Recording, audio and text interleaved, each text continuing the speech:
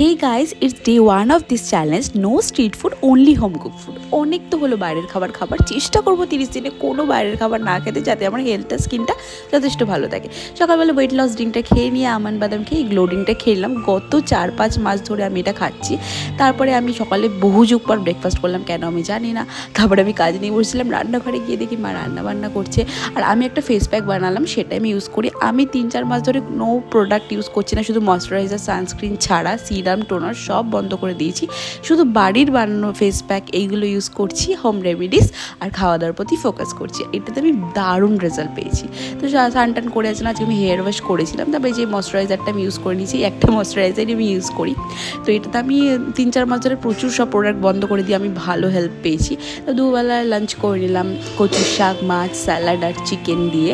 তারপরে খাওয়া দাওয়ার পর আমি একটুখানি ঘুমিয়েছিলাম। আর কি বলো তো, যত চাই না বাইরের খাবার খাবো না, তত মনে হয় ক্রেভিংটা আরও বেশি হয় সন্ধ্যাবেলায়।